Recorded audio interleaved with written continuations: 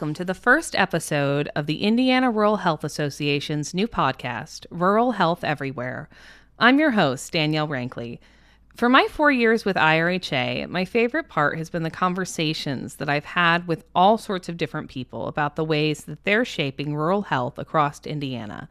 On this show, I'm hoping to share some of those candid, meaningful conversations and highlight some of the all too often invisible work that goes towards improving the health of Hoosiers. I can't wait to learn more, and I hope that you're here for the ride.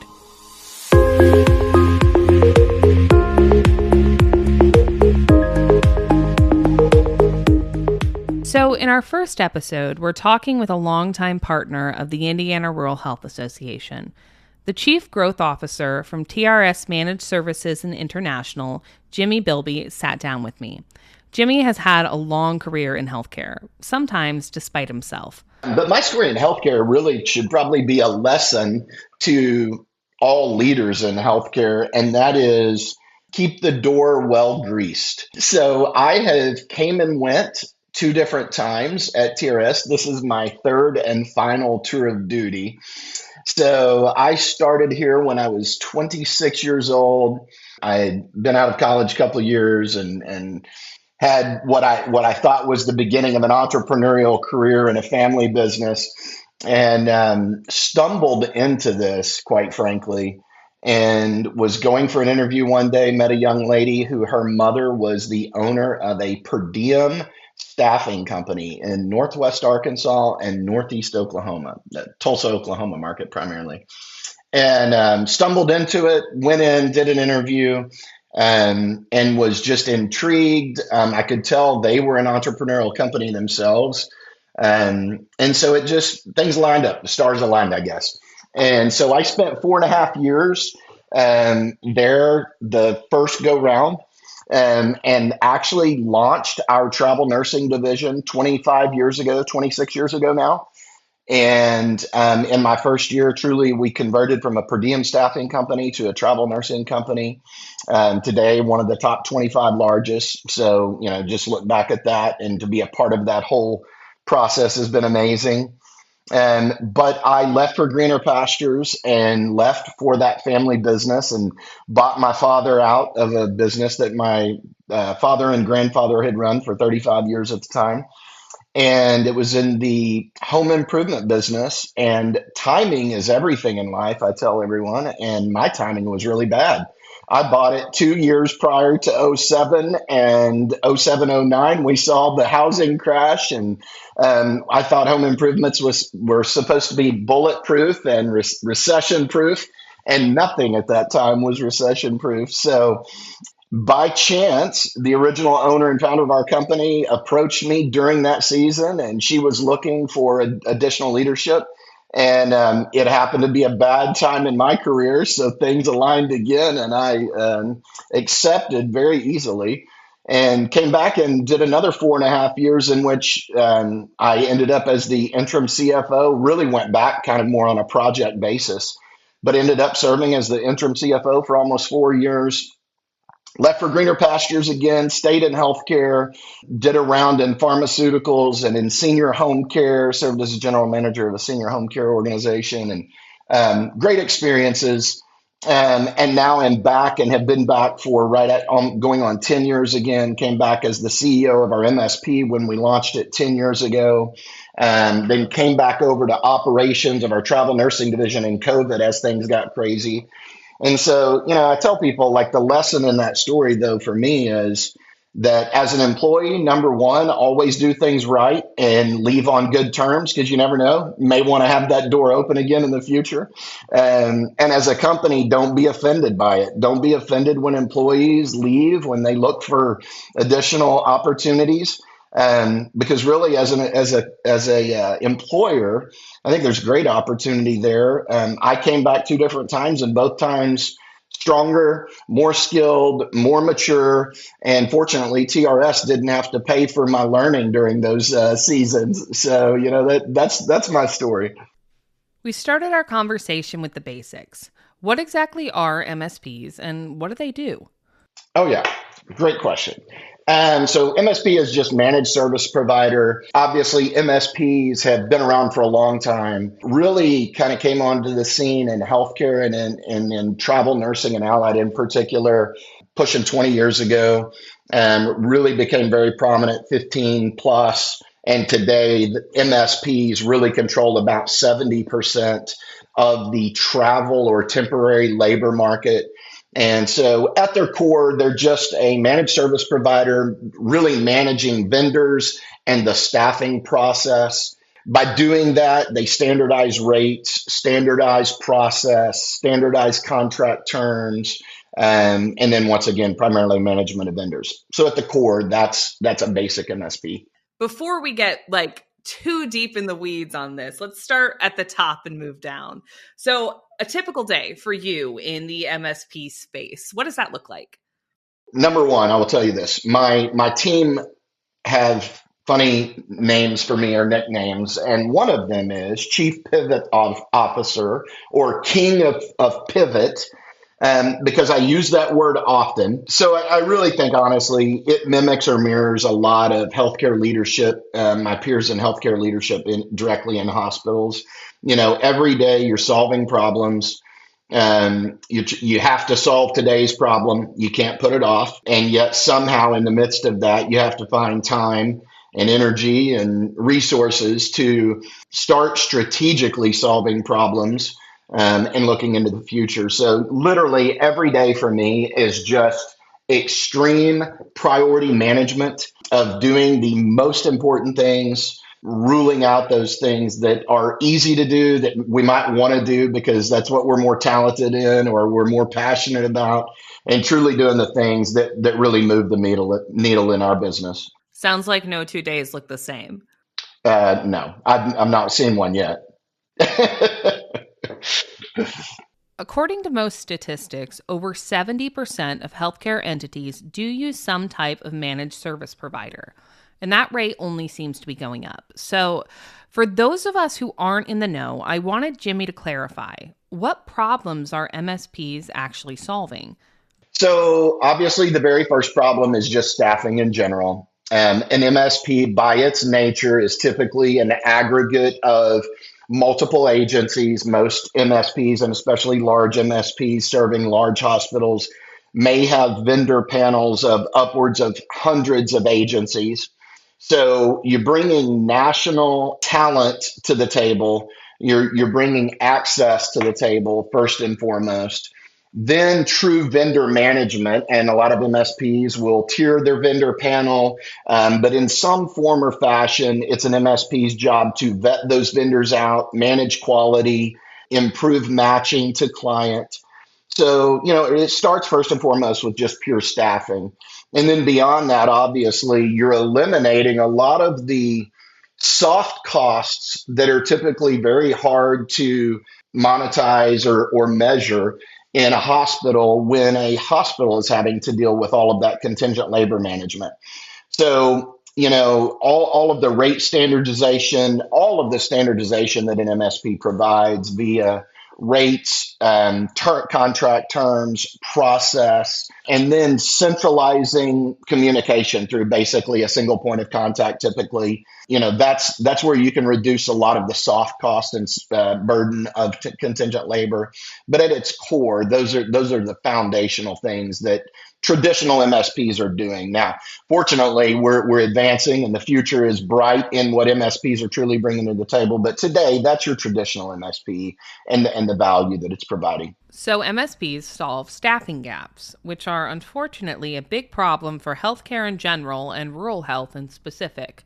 So a good thing. But I had to ask, how do hospitals make sure they're not sacrificing quality of care to get this kind of ease of access? So that's a great question, and to be honest with you, looking across our industry, if we were to be objective about it, sometimes MSPs don't guarantee that, and this is what I mean by that. For example, a major selling point early on, and it even is still a buzzword today that is often used, is vendor neutrality. So an MSP is bringing to a hospital this national panel of vendors with access to national talent, and that's good. And so by its nature, we try to be neutral about that. So we try to take these orders or these needs that a hospital might have and give the entire panel an opportunity to fill those, thus getting the greatest amount of volume of candidates. So that in and of itself is a good thing. However, especially in rural hospitals, smaller hospitals, we ourselves serve a lot of critical access hospitals, for example. It's a very different world, and sometimes vendor neutrality can actually work against you. In a world in which, from a travel and agency perspective, which is what makes up your vendor panel, they have thousands of opportunities or thousands of needs per day that they're looking at filling candidates with. And so if you have a rural hospital that happens to have one med surge position in the middle of nowhere, Arkansas, for myself, you're competing against all of that noise in the marketplace of trying to get supply for that.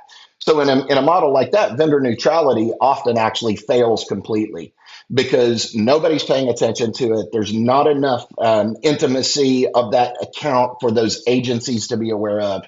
So, that's an area, for example, where it doesn't necessarily guarantee that a hospital is getting what they think they're paying for. Back to kind of to your question more specifically about quality. Similarly, a lot of MSPs, almost all MSPs anymore, there are very few that are not, are agency owned, ourself included. Okay, so most of them were birthed out of an agency that was successful and launched as an MSP, and that's our story as well. But we're a little bit different, but the traditional model is you see a lot of those positions that all the hospitals are putting into an MSP. You see a lot of those positions captured by the agency that owns that MSP. And so that can be a problem because to do that, sometimes an agency may hold those positions for themselves for 24 hours, 48 hours, in rare cases and really bad cases, 7 days, 14 days. So now you're beginning to affect the hospital's actual fill time. You're ultimately going to affect their fill rate. But the thing you're inevitably going to do is you are going to risk the fill quality. So that question you asked in particular about quality, sometimes in agency-owned MSPs, you can see that impacted. How is that something that you try to get around? So first and foremost, I always tell people this. I promise you, we're probably the most candid, authentic firm you'll speak to our detriment. I'm certain, but I will tell you, like early on, when we were launching, we were a very small MSP, still are a relatively small and somewhat niche currently in rural and critical access. That's our real sweet spot, medium-sized hospitals. But early on, we had the opportunity because we did not have anything on this MSP that we were banking on to build it in such a way that we were truly trying to meet our clients' needs. Unfortunately, a lot of the agency-owned MSPs have been around long enough that, in particular, you go through COVID and you see this massive spike in staffing. And then on the other side of that, you see this massive fallout of staffing or contingent labor. That agency got dependent on that growth and that size. They built an organization around that. They scaled for that. So now all of a sudden, post-COVID, they're trying, in many cases, they're having to try almost out of absolute necessity to hold those positions for themselves at rates of 50 and 60 and 70. And we even hear really bad cases of 80 and 90% capture. So just by our nature, fortunately, we've been in a good position that we didn't have to do that. So we were very intentional from the very beginning that two things: we didn't build a vendor neutral model to begin with. We told our hospitals transparently, and we told our vendors this will be a very vendor centric model, meaning we're going to understand who are the vendors that can fill very unique, hard to fill positions in rural America that are very different than a large hospital in the middle of LA. So one, we built it different intentionally on that side. And then two, we have always, and I'll tell you this transparently, early on, we kind of had some internal struggles with our own agency because naturally you're going out there and winning business, so to speak, and working with clients that have opportunities to staff. And we were not just holding those for our agency. We were making them compete of their own accord and win just like everybody else. And so, going back 9 to 10 years, we built a model in which our own agency had to compete just like everybody else. And it was all about the quality of the candidate, not that they just happened to have the same logo and name as us. Staffing shortages are rampant across the country, and Indiana is not an exception. By some estimates, there is an expected shortage of 100,000 healthcare workers in Indiana by 2028. I asked Jimmie for his perspective on the shortage, particularly on which specialties seem to be the most in demand. Well, first of all, from like a position standpoint, some of the hardest things to fill right now are ICU, ED, OR, and I'll say those three, all for similar reasons. Just because somebody has their credentials doesn't mean they're competent in those three particular areas. So tenure, experience, has a lot to do with it. ICU in particular, post COVID, we saw a lot of early retirement coming out of COVID in ICU. We saw similar burnout in ED that impacted it greatly. OR is so specialized that that's just a longer ramp, takes longer to get acclimated. So those are some of the reasons for that. Respiratory therapy is difficult to fill. It's just a very limited, narrow pipeline is a large part of that one. Imaging and lab is very difficult to fill once again, simply because all of the nuanced modalities of imaging, they don't necessarily translate from hospital to hospital, and the way hospitals in particular manage those things. And then right now, behavioral health is clearly an area of need. I continue to see that growing. I don't see that improving, unfortunately. And those are kind of some of the hardest to fill things. I wanted to hone in on how these shortages and challenges with staffing impacted our rural hospitals. We are, after all, a rural health podcast. TRS is focused on rural and critical access hospitals, so Jimmie has a solid understanding of the challenges that they face and some ideas on how to mitigate them. The big thing with rural is, one, you put somebody into a large hospital, and a lot of time there's schedule flexibility just because of the volume of staff. You go to a critical access hospital, and there's very, very minimal schedule flexibility. So one, just finding people that are willing to work that exact shift, that exact schedule, that in and of itself reduces your candidate pool. People that are open to rural settings in the sense of housing, entertainment, food options, grocery options, you name it. Those things limit the candidate pool in and of itself. So those are the primary challenges that we see in a rural setting. Do you have any strategies, particularly for engaging folks in those more rural areas and getting those positions filled? Yeah, that's a great question. So yes, we do. One, it's education. So many people have preconceived ideas about, well, we all do, right? We have preconceived ideas about everything.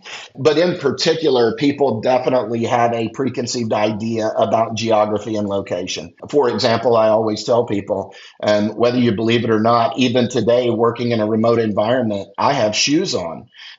Being from Arkansas, they question that. But we, silly things like that, I make the joke. But in reality, we all have those kinds of preconceived notions that, hey, I've got a travel assignment in the middle of nowhere, Indiana. This is truly, corn and prairie and whatever, and grassland. And there will be nothing within miles of me. And sometimes that's truly the case. And we have to educate around that. We have to navigate that.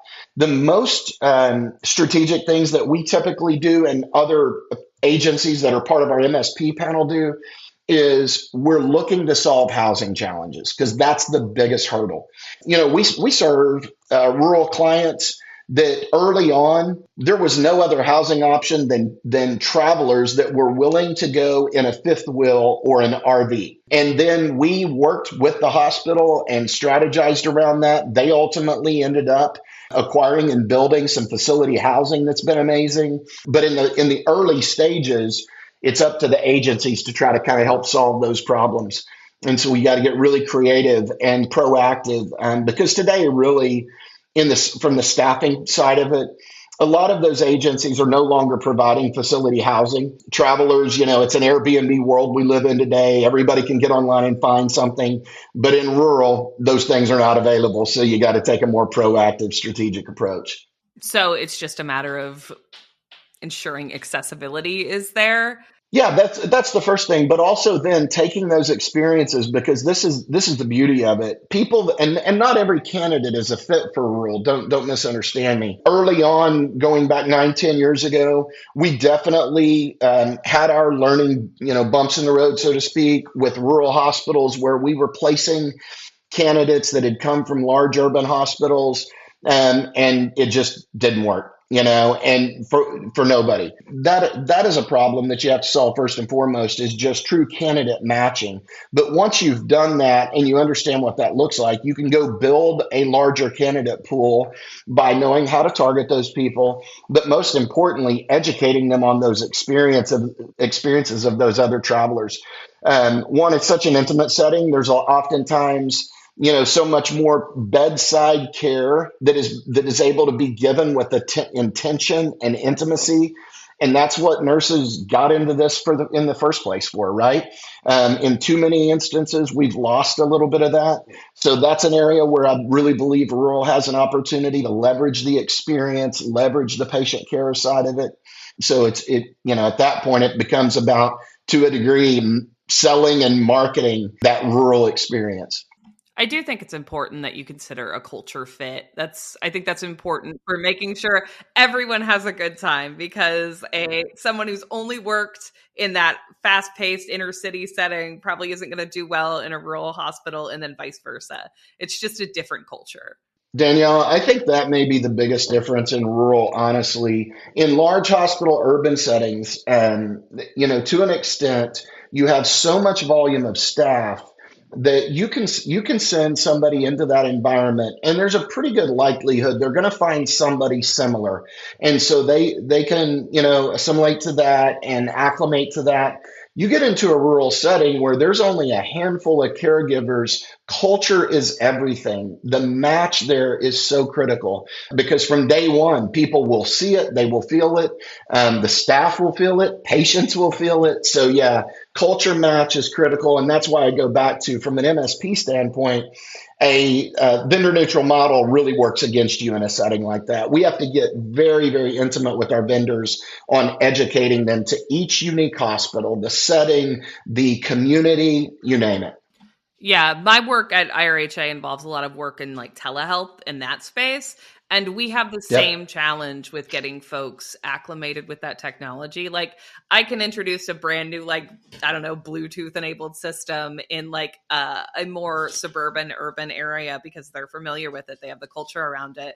But if I'm talking with like a CHA, a critical access hospital, I'm like, okay, we're going to try we're going to try one iPad, gang. Oh, so true. So I understand what you're talking about. I can relate. Yeah. Yeah. So something I think is interesting, something I want to talk about, international recruitment. What do you think the role of that is? Because I know you guys do operate with international recruitment. It's in the name. Yeah, I appreciate that. So first of all, I think international should be a part of every hospital's plan, honestly. I can't imagine a hospital that shouldn't consider international. And the only reason I say that is we are facing, still to this day, a massive shortage and a future massive shortage of nurses in particular. We still have not fully even begun to get into the healthcare demand that the quote unquote silver tsunami creates. And, we still haven't truly fully experienced that. So, this problem is not getting better anytime soon. And so to me, international serves as that truly, honestly, a silver bullet that enables you to envision a future where you can depend less on contingent labor. To me, that's where it plays. It has to be very strategic, though. International is in no way temporary. International candidates should not be viewed by a hospital, from my perspective, as temporary at all. They should be seen as future long term teammates, and they make great future long term teammates. But it's got to be done right, and sometimes that's challenged. I think international allows hospitals to truly, and this is what I say to hospitals on a daily basis, is look at your career page on your website. Think about what that has looked like last year, the year before, 3 years before, 5 years before. And in most cases, it's actually looked pretty much the same. And that is, in many cases, it's full of vacancies, right?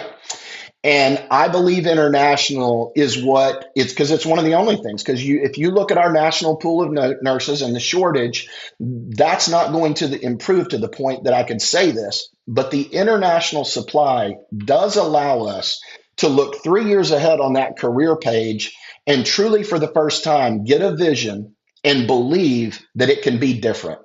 And that thing maybe for the first time doesn't have 25 ICU positions on it, whatever it may be for any particular hospital. But I really believe that career page largely stays the same. And it's because we're all competing against the same national talent, and it's a talent pool that is short, period, end of story. So the one thing that I have to say on international is, a lot of hospitals actually have had some form of experience with international. International has clearly been around long enough that most hospitals have had some form of experience. Just like I would probably tell hospital leaders, like, do everything in your power to fight status quo when it comes to the workforce, period. Status quo around, well, our retention rate is X. It's always been X. Our turnover rate is X. It's always been X. It's because of this, whatever. Whatever those status quos are that are impacting your ability to recruit and retain top talent, fight that with every ounce of energy you have. And I know as healthcare leaders, like, they're bombarded with a million other problems, just like I am every day. But if you go back to that, what is the highest priority? Labor is the greatest cost. So it should be the highest priority to fight against those status quos and envision a future in which you're winning at a better rate than you are today. And so for international, if you've had those experiences, some experience, and it was anything less than great, it was anything less than, yes, that should or probably could be a part of my future plans, I would encourage you to do discovery. Go back and find a way to do discovery. It means you probably just worked with the wrong vendor, tried it yourself, had immigration issues. It's complicated. It's incredibly complicated. That's why you got to find expertise. But I would encourage hospitals, do the discovery. International should truly be like a silver bullet in everybody's plan for the future. We spoke more about the more human side of staffing and about what it means to be a nurse. Nursing's greatest problem is not necessarily that we didn't graduate enough nurses. It's that at the end of the day, not enough nurses that graduated stayed in nursing. My wife's one of them. Got her BSN in nursing and never worked a day as a nurse. And there's a lot of young people that did that. To me, nursing in particular, you stay in it ultimately because you love it. And I think healthcare in general, and even from a partner perspective, as an MSP, I think we all ultimately stay in this because we're a little bit crazy and we're insanely passionate about the fact that we truly are doing something that every day we know has an impact on human lives. Our owner had a friend that a couple that he and his wife are friends with, and the husband was in the hospital, and he had come down with ultimately what was Guillain-Barré syndrome, very rare autoimmune disease, creates some very, very challenging situations early on. And so he was in the hospital receiving care. and his wife was going and spending, every day and night with him. They had 4 kids at the time, young couple, very young couple at the time, but had 4 kids. And one night, our owner was there visiting and had, I think, taken some food to him or something, but was just there visiting with them. And she asked him, said, "Hey, do you happen to know a nurse by X name?" And he said, "Yeah, that's one of our travelers." And she said, "Wow." She said, "She is so amazing that at night I've been able to go home and be with the kids because I know Jonathan is going to be taken care of through the night." Yeah, that's amazing. And I do like the perspective that at the end of the day, you're enabling people to do what they're best at. You're enabling providers to take care of people, which is their job. And it's a job that it's so important for them to be able to do in places where people really need it. Yeah. So before we start talking about the future of MSPs and healthcare in general, I want to ask you, what's one thing that you wish that hospital leaders understood about staffing and about the space that you're working in? Like if you could give them like one piece of advice or one salient point, what would that be? But I probably wish that we would all start reframing the word staffing, honestly. I think that kind of starts a problem. For example, it elicits to me immediate thoughts and paradigms, so to speak, of temporary and reactive, just by the nature of the word. I think, if we could, like, we could change those things from temporary and reactive to progressive and strategic. And so, in a world in which we thought of staffing as progressive, like we're moving forward, we're advancing something versus we're just filling a hole. And this is how I look at. Unfortunately, I think staffing is perceived and seen through the eyes of healthcare leaders, even to this day, still too much as we're filling a hole. We're filling a hole. We're filling a hole. And while that's true, I think if we looked at it a little bit differently in the sense of we're setting a block or a foundational block for foundational growth. So without filling that hole, so to speak, and I would, still like to kind of reframe even that language, but by putting that building block in there, even though for the moment we think it's a temporary building block, it is what's helping keep that structure sound and solid so that we can begin to then build on it for the future and improve our workforce. So I think if we could just change from that phrasing of staffing, I'll tell you, CEOs, and I love it. Absolutely love it, and definitely love people that say it like it is. But all the time, I'll get into a meeting and they'll just be like, we don't like staffing, right? And I'm like, yeah, as you shouldn't. If we're looking at this from that perspective, I don't like it either, but hey, let's have this conversation and let's begin to strategically collaborate on a improved solution. So I think that'd be the thing. I think by and large, we have great collaboration with healthcare leaders. I think they all see obviously all the same things we do, but I really wish we could change that connotation of that temporary element of the workforce from staffing to like advancement or sustainability.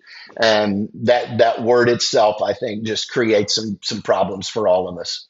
Before we said goodbye, I wanted to ask about the future of MSPs. With so much happening, I expected a cautious outlook, but Jimmie's optimistic, even excited about what the future is going to be.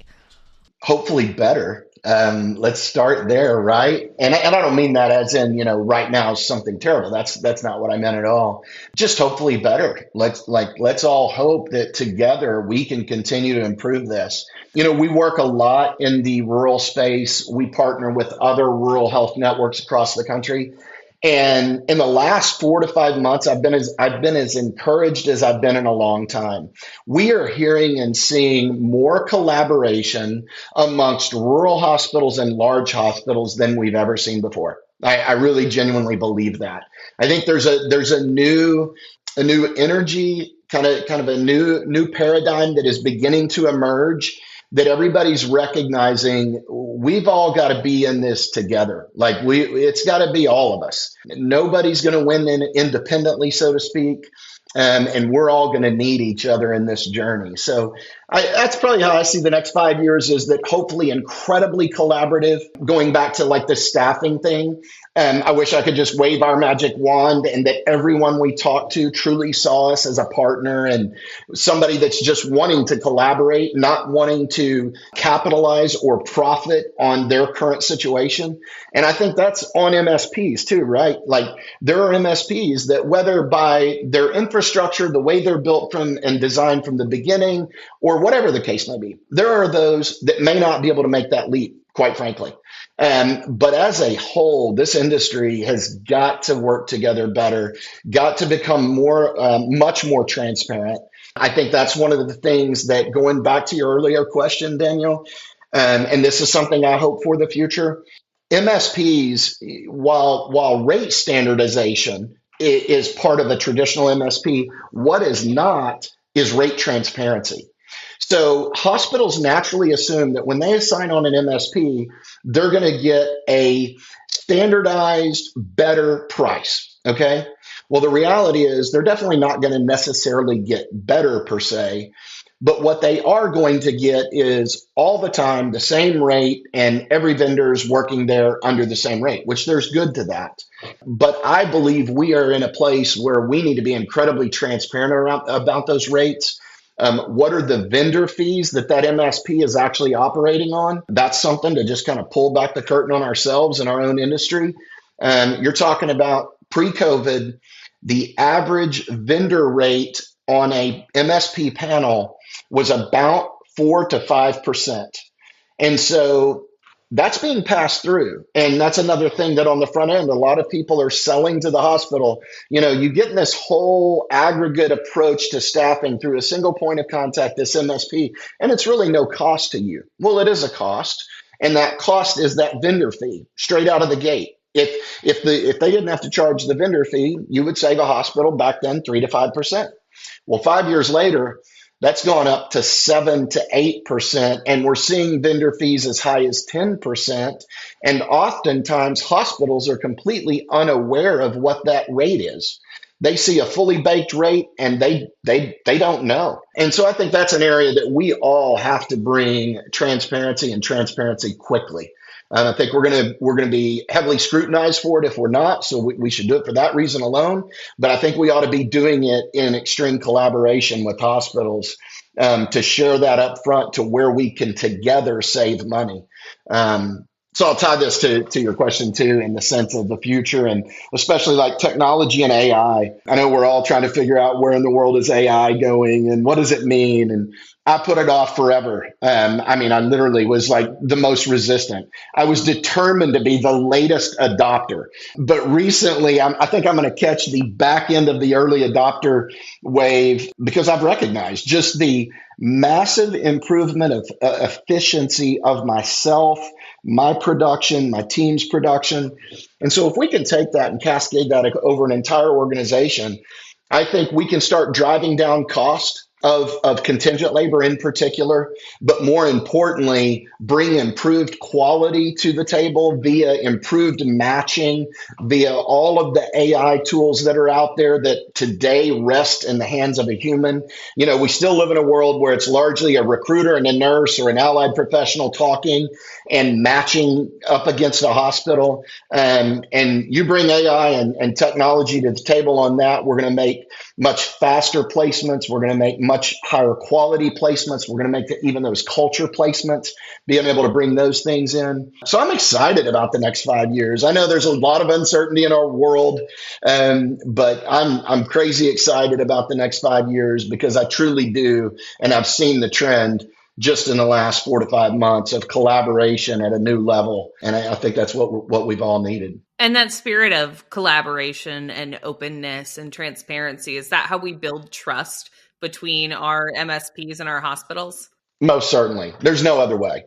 And, we've been fortunate in that a lot of our business has been with small independent, rural, critical access hospitals. By that nature alone, we typically have a very intimate relationship with our clients, and so that in and of itself starts breaking down those walls of formality, breaking down the walls of distance, and that creates collaboration. But I'm telling you, into the medium regional hospitals, large hospitals and systems, we've got to take it to the next level of transparency to build trust, because otherwise it will always be seen as staffing is something you do to the hospital, not for the hospital. And if we can change that paradigm and that dynamic, I think we can do some pretty special things in healthcare. Yeah, make the perception that you're not a service, you're a partner. Thank you for listening to this episode of Rural Health Everywhere. And thanks again to our guest, Jimmie Bilby from TRS Managed Services and International, for lending his expertise. If you want to listen to more conversations about rural health in Indiana, please subscribe to this podcast. If you want more information about the Indiana Rural Health Association and the programs behind this podcast, visit our website at indianaruralhealth.org. And lastly, thank you to our members and business partners. You make this program and what we do possible. I'm excited to talk to all of you again soon.